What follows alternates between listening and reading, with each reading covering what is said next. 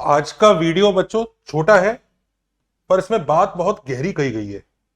देखो असली में क्या है कि ना जेई मेंटेलिटी और आईओक्यू मेंटेलिटी में ना थोड़ा सा फर्क होता है। फर्क क्या रहता है कि जेई मेंटेलिटी क्या होती है, वो पूरी DPPs, PYQs, important questions, one shot इन्हीं में घूमती रहती है। लेकिन आईओक्यूम वाली जो मेंटेलिटी होती है ना, आईओक्यूम की नहीं बात कर रहे हैं हम, उसके बाद आप आईओक्यूम के बाद आगे के लेवल पे भी जाते हैं, तो उसमें आपको मैथ्स में ना सोचना पड़ता है।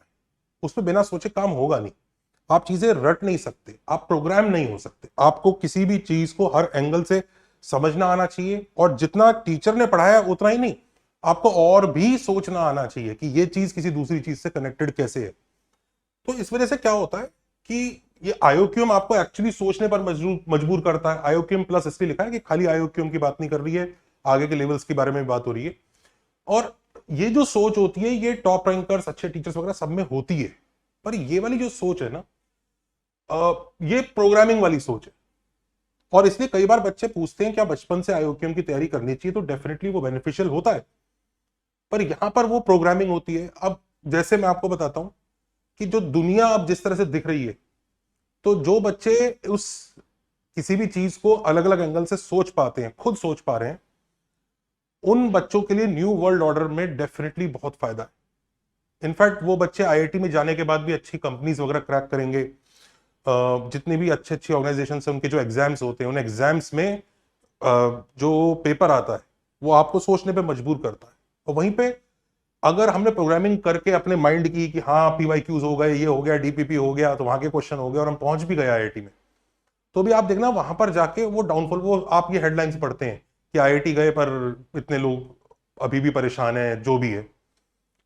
उसका रीजन यही है कि वो आईआईटी के एग्जाम को उन्होंने गेम कर दिया, पर उस लर्निंग को गेम नहीं कर सके। तो वहां पर जाके फिर वो अटकते हैं, फिर वो दिक्कत आती है उनको। अब जैसे मैं ये आईओक्यूम का एक क्वेश्चन लेके आया हूँ 2025 का, और बड़ा ही प्यारा क्वेश्चन, मतलब it's a very important question for JEE. आपको पता होना चाहिए। फंडा बहुत छोटा सा है आज। इनफैक्ट ये वीडियो दो पार्ट में, दूसरा वाला पार्ट हम लोग दूसरे वीडियो में बताएंगे, लेकिन आज वाली चीज आपके लिए बहुत ज्यादा इंपॉर्टेंट है जो हम लोग इसमें कवर कर रहे हैं। ये आईओक्यूएम 2025 का क्वेश्चन है कि पीएक्स दिया हुआ है एक्स रेस पर 2025, और एक क्यूएक्स नाम का एक और पॉलिनोमियल दिया हुआ है एक्स रेस पर 4 plus x cube plus 2 x square plus x plus 1, palindromic polynomial है। इसको कई बार हमने डील किया होता है। आर एक्स रिमाइंडर है जब हम पी एक्स को क्यू एक्स से डिवाइड करते हैं, और आर थी निकालना है। ये काफी इंपॉर्टेंट क्वेश्चन है। ऐसे क्वेश्चन जेई में भी काफी प्रोबेबल है, और इस तरह की चीजें आई भी हैं। तो लोग किस तरह से स्टार्ट कर, और मैं अमेज हूं कि मैंने कई सारे सॉल्यूशंस वगैरह देखे थे, और मैं अमेज हूं कि इस क्वेश्चन को बड़ा ही मैकेनिकल क्वेश्चन बना दिया गया। फर्क उसमें ज्यादा नहीं पड़ा, कुछ 4-5 लाइन या थोड़ी सी कैलकुलेशन का फर्क पड़ गया, लेकिन इसका मतलब कि एक इतनी इंपॉर्टेंट चीज हमने हमारी आंखों से मिसिंग है। मैं उसी चीज को आपको दिखाना चाहता हूं। तो जैसे ये क्वेश्चन है, तो हम 3 अप्रोच के बारे में बात कर रहे हैं। मेथड 1 जो है मजदूरी अप्रोच, जो सब जगह प्रेजेंट है। मेथड 2 एक डायरेक्ट अप्रोच है, जिसको मैं डिस्कस करना चाहता हूं कि वो इतनी आंखों के सामने होती हुई चीज को हम क्यों इग्नोर कर रहे हैं, why are we ignoring just because we don't want to think original.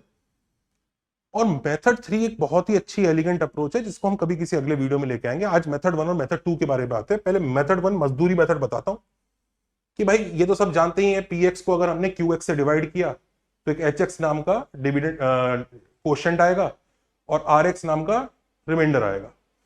और डिवीजन लेमा से हम बोल ही सकते हैं कि ये जो होगा, इन दोनों का मल्टीप्लीकेशन प्लस ये रिमाइंडर होगा। ये मजदूरी मेथड के बारे में अभी हमारी बात हो रही है। तो ऑल्सो हमारा जो क्यूएक्स है वो एक 4 डिग्री है, दिस इज 4 डिग्री। तो जब हम डिवाइड करेंगे तो हमारा जो रिमाइंडर है आइडियली एक क्यूबिक होना चाहिए, क्योंकि क्यूएक्स हमारा ओरिजिनली 4 डिग्री है। तो ये आइडियली एक क्यूबिक होना चाहिए। हो सकता है क्यूबिक भी ना हो, उससे छोटा और हो जाए, लेकिन आइडियली एक क्यूबिक होना चाहिए। तो ये चीज हमें पता है, तो हम इस चीज को समझते हुए p x is equal to h x into q x plus r x लिखेंगे। वही डिवीजन लेमा कि dividend is equal to quotient into divisor plus remainder. ये तो मतलब जन्म जन्मांतर से चली हुई चीज है। और ये जो आर एक्स है ये क्यूबिक होगा, जिसे लोग a x cube plus b x square plus c x plus d ले लेते हैं। और ये हम मजदूरी मेथड वाली बात कर रहे हैं। मजदूरी और डायरेक्ट मेथड में दोनों ही इस तरह से किया जा सकता है। जो एलिगेंट मेथड है वो बहुत ही प्यारा एलिगेंट है, उसके बारे में बाद में बात करते हैं। बट पहले चलिए देखिए मजदूरी मेथड भी देख लीजिए। तो फिर वो ठीक है भाई, ये आइडियली एक क्यूबिक होगा, क्यू एक्स को ये सब्स्टिट्यूट किया, पी एक्स को उधर सब्स्टिट्यूट किया, एच एक्स के बारे में हमें पता नहीं है। पता क्या नहीं है, हम इससे इसको एक्चुअली डिवाइड नहीं कर रहे हैं, जब डिवाइड करेंगे तो एच एक्स निकल भी जाएगा, पर उसको निकालने की जरूरत पड़ती नहीं है, क्वेश्चन में डेटा हिसाब से दिया होता है। तो H x into this plus this. अच्छा, क्योंकि ये वो अपना पैलिंड्रोमिक पॉलिनोमियल होता है, सबको दिख भी जाता है, ये आराम से फैक्टराइज हो जाएगा। ये x is power 4 plus x cube plus x square है, plus x square plus x plus 1 है। तो x square plus x plus 1 यहां से और यहां से दोनों तरफ से कॉमन निकल आता है, तो लोग बड़े आराम से इसको फैक्टराइज कर लेते हैं। X square plus 1 into x square plus x plus 1, ये इजीली फैक्टराइज हो जाता है। ये वही अपना क्यूबिक है। हमें इसी क्यूबिक में 3 की वैल्यू डाल के जो आंसर आएगा वो निकालना है, दैट इज आवर ऑब्जेक्टिव। तो लोग क्या करते हैं कि भाई ये एक आइडेंटिटी है एक्स में, तो इसमें एक्स की जगह कुछ भी डाल सकते हैं, 1 2 3 4 5 100 200 √2 √3 जो डालना डालो। In fact this is an identity in x which is valid for even complex number, तो लोग इसमें आराम से आयोटा पायोटा भी सब्स्टिट्यूट कर सकते हैं। हम लोग एक्स की जो वैल्यूज इसमें सब्स्टिट्यूट करेंगे वो वैल्यूज स्मार्ट वैल्यूज होनी चाहिए। नाउ स्मार्ट वैल्यूज का मतलब क्या है, हमें एच एक्स के बारे में नहीं पता, तो कुछ ऐसा करो कि इसका कंट्रीब्यूशन हट जाए, क्योंकि जब डालोगे तो पूरे में ही डालोगे, तो कुछ ऐसा डालो कि इसका कंट्रीब्यूशन ना रहे। अगर आपने 2 डाल दिया तो 2 की पावर 20 25 ये h2 हो जाएगा, ये 2 स्क्वायर प्लस 1 ये आ जाएगा, तो हमें h2 की वैल्यू चाहिए होगी। कुछ ऐसा डालो कि इसकी जरूरत ही ना पड़े, तो लोग वही समझ लेते हैं कि अरे हाँ यार इसके रूट्स निकाल देते हैं और इसके रूट्स डाल देते हैं। इसके रूट्स प्लस माइनस आयोटा होंगे, इसके रूट्स ओमेगा और ओमेगा स्क्वायर होते हैं, तो ओमेगा ओमेगा स्क्वायर आयोटा और माइनस आयोटा यहाँ सब्स्टिट्यूट किया जाता है, जिसकी वजह से ये पूरा टर्म 0 हो जाएगा और ये आपस में इक्वल होना शुरू हो जाएंगे। तो ये काम किया जाता है, हम सब्स्टिट्यूट करते हैं, एक्स को आयोटा डालते हैं, आयोटा की पावर 20 25 आयोटा होता है, कैलकुलेशन आप लोग देखिएगा। फिर एच ऑफ आयोटा ये 0 हो जाएगा, फिर a iota cube plus b iota square plus c iota plus d, तो ऐसी इक्वेशन बनती है। फिर रियल और इमेजिनरी पार्ट्स इक्वेट किए जाते हैं। फिर एक्स को ओमेगा डाला गया, ओमेगा डालने के बाद ओमेगा की पावर 20 25 वापस बना जाता है, ये 0 हो जाएगा। फिर a omega cube plus b omega square plus c omega plus d हो जाएगा। फिर ओमेगा को -1 वो सब्स्टिट्यूट किया जाता है, -1 प्लस √3 आयोटा बाय 2। ये सब्स्टिट्यूट करने के बाद जो दूसरी इक्वेशन आती है वो ऐसी हो जाती है। फिर कहा जाता है कि चलो अब इसमें आयोटा वाली टर्म अलग करो, दूसरी वाली टर्म अलग करो, फिर रियल और इमेजिनरी पार्ट इक्वेट करो। और फिर जब हम रियल और इमेजिनरी पार्ट इक्वेट करते हैं उससे हमें ABCD की इक्वेशंस आती है, मतलब थोड़ा सा ज्यादा, 4 वेरिएबल है ना, 4 अननोन है, तो 4 इक्वेशंस मतलब इक्वेशंस आ जाएंगी, उससे ABCD निकाल के हम R3 सब्स्टिट्यूट करते हैं। अब वैसे इसमें से बहुत सारी चीजें बहुत जल्दी और आसानी से कर सकते थे, तो मैं जो एलिगेंट मेथड है उसको मैं दूसरे वीडियो के लिए रिजर्व कर रहा हूं, पर मैं पहले इसी मेथड को भी थोड़ा सा सवाल उठाना चाहूंगा कि हम कर क्या रहे हैं, मतलब ये क्यों, हम क्या खिचड़ी सी पका रहे हैं, हमें इतनी सब की जरूरत क्या है। मतलब this is not Sparta, this is actually madness, कि हम आंखों के सामने वाली चीज को भी क्यों इग्नोर कर रहे हैं। भाई ठीक है, मैं ये नहीं कह रहा एलिगेंट मेथड आना ही चाहिए, एलिगेंट मेथड चलो ठीक है ट्रिकी हो सकता है, वो सूझ नहीं रहा है, पर आंखों के सामने वाली चीज तो सूझनी चाहिए। अब जैसे ये देखो, और हम इसलिए क्योंकि सिर्फ हमने दिमाग में एक चीज रट रखी है कि ऐसा दिखेगा तो ऐसे कोफिशिएंट कंपेयर, आयोटा के सामने वाले टर्म्स कंपेयर कर दूंगा ऐसे। थोड़ा सोचो यार कि मैंने सब एक्स को ओमेगा डाला, एक्स को ओमेगा डालने के बाद ये 1 बन गया, ये उड़ गया, ये ए आ गया, ये B omega square plus c omega plus D आ गया। आपको पता है मुझे ओमेगा को सब्स्टिट्यूट करके फिर रियल और इमेजिनरी पार्ट इक्वेट करने की जरूरत नहीं है, मैं आराम से सीधा सीधा सीधा ये किस फॉर्म में आ जाएगा, a प्लस डी -1 इसी फॉर्म में आ जाएगा, plus c omega plus b omega square is equal to 0, ये आ जाएगा। नहीं नहीं, आपको सब्स्टिट्यूट करने की जरूरत नहीं है, इसमें से हर टर्म इक्वल होगा बस, that's all. This should be equal to this, should be equal to this, that's all. यानी a plus d -1 should be equal to c, should be equal to b. ऐसा क्यों होगा उसका भी रीजन समझ लीजिए। अगर ABCD वगैरह सब रियल नंबर्स हैं और कहीं आपको a plus b omega equal to 0 दिखे, तो सीधा a equal to b equal to 0 होता है डायरेक्टली। ऐसा क्यों होता है, आपको आयोटा वगैरह में तोड़ के उसे कंपेयर करने की जरूरत ही नहीं है। आपको सोचिए a एक रियल नंबर है, मतलब वो वेक्टर इस डायरेक्शन में जाएगा रियल डायरेक्शन में, b ओमेगा कुछ इस डायरेक्शन में जाएगा, a प्लस बी ओमेगा इनका रिजल्टेंट है, हमें कहा जा रहा है रिजल्टेंट की लेंथ 0। अब दो वेक्टर जिनकी डायरेक्शन आपस में कोइंसाइड नहीं कर रही है, वो दोनों ऐड होकर एक दूसरे को काट रहे हैं, ऐसा तभी होगा जब दोनों वेक्टर्स की लेंथ 0 होगी। तो अगर कभी भी ऐसा एक वेक्टर है, ऐसा दूसरा वेक्टर है जो दोनों सेम डायरेक्शन में नहीं है पर रिजल्टेंट 0 आ रहा है, तो वो दोनों की लेंथ 0 ही है, तो a is equal to b is equal to 0 पक्का। इनफैक्ट ये ओमेगा के लिए ही नहीं, किसी भी z के लिए बात हो सकती है। कि a plus b z is equal to 0 अगर है और a और b रियल नंबर है और z a के अलोंग नहीं है, मतलब ये जो a वाली जो लाइन है ना, ये वाली लाइन इसके अलोंग नहीं है, तो अगर आपको a plus b z equal to 0 करना है तो आपको a और b दोनों 0 रखने ही पड़ेंगे। This is not just about omega. Omega तो चलो तुमने कोई ट्रिक लगा भी ली, कोई गंदा सा z आ गया तो भी वो होगा। और इसके फायदे ये होते हैं कि कभी आपको ऐसा मिल जाए a plus b omega is equal to c plus d omega where a b c d are real, आप सीधा डायरेक्टली कंपेयर कर सकते हो a is equal to c and b equal to d. ये नहीं मैं आयोटा में break कर रहा हूं, -1 प्लस √3 आयोटा बाय 2 डाल रहा हूं, √3 कॉमन ले रहा हूं, फिर कंपेयर करके आंसर बता रहा हूं। क्यों मैं 1-2 स्टेप एक्स्ट्रा कर रहा हूं भाई? सीधा सीधा ये लिखो ना, a is equal to c and b equal to d. In fact z कोई बहुत ही गंदा कॉम्प्लेक्स नंबर भी है, 3 प्लस √2 अपॉन 13 आयोटा ये है। और तब भी अगर ऐसा हो जाता है ना तो भी सीधा बोलो a is equal to c b equal to d. That's it, that's it. और कुछ करने की जरूरत ही नहीं है।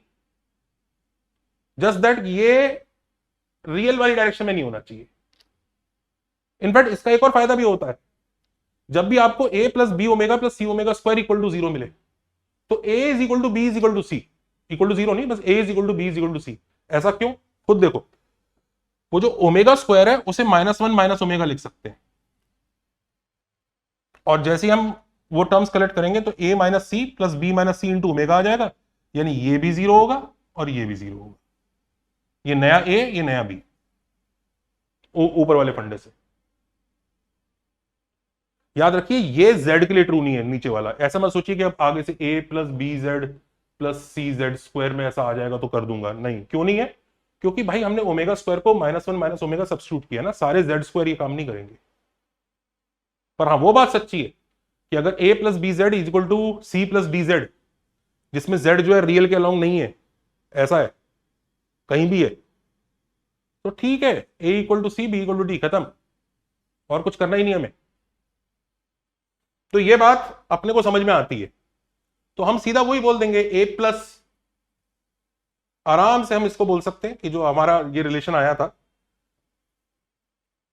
ये, कि this should be equal to c should be equal to b, तो a plus d minus 1 is equal to c is equal to b. So that is what we will use. Straightforward. A plus d minus 1 is equal to c is equal to b. Iota substitute किया तो d minus b is equal to 0 और this is equal to 0. अब आराम से आपको d equal to b मिल गया, तो d equal to b यहां सब्स्टिट्यूट कर दीजिए, तो a equal to 1, c equal to 2, b is also equal to c because of this, तो b is also equal to 2 and b is equal to d because of this, तो ये भी हो गया। तो आराम से निपट गया ये, कोई ज्यादा मेहनत नहीं करनी पड़ी। तो कम से कम अगर हमें डायरेक्ट भी करना है, मैं तो वैसे इस मेथड को लेके भी कुछ हैप्पी नहीं हूं, देयर आर बेटर वे, मैंने बोला इसकी एलिगेंट अप्रोच भी है, पर अगर ये भी करना है तो कम से कम इसमें भी तो पूरी शक्तियों को इस्तेमाल करो। अब इधर देखो, जैसे और ऑफ कोर्स जब ABCD मिल गया तो आपने RX में सब्स्टिट्यूट किया, फिर आपने R3 का आंसर निकाल लिया। जो एलिगेंट मेथड है उसमें ये काम और भी आसान हो जाता है, बट ठीक है, चलिए ये हो गया। हम किसी और क्वेश्चन में लेके आएंगे जिसमें आपको दिखाएंगे कि उसमें किसी और तरह से भी कैसे सोचना पड़ सकता है। अब जेई के बच्चे जो बोलते हैं कि भाई हाँ हमने रट लिया, हम तो वैसे भी कर लेंगे, हमें वेक्टर में जैसा सोचना क्यों, why do you want to think extra? It is not extra, it is why you are preparing for this exam, because they want you to have this kind of thinking कि किसी भी चीज में कोई दूसरी चीज कैसे अप्लाई कर सकते हैं। अब जिन बच्चों को लगता है नहीं हम तो ऐसे में, तो मैं एक क्वेश्चन दे रहा हूं, मैं अपने मेथड से सॉल्व कर देता हूं, आप अपने मेथड से ट्राई करिए, √3 minus 1 plus √3 iota by 2 substitute करके। ए बी सी 3 पॉइंट्स हैं, ए का पोजीशन में ए 3 प्लस 5 ओमेगा है, बी 7 प्लस के ओमेगा है, और सी जो है 9 प्लस 11 ओमेगा है। ये तीनों कोलिनियर है, के रियल है, के निकालना। मैं कैसे करूंगा?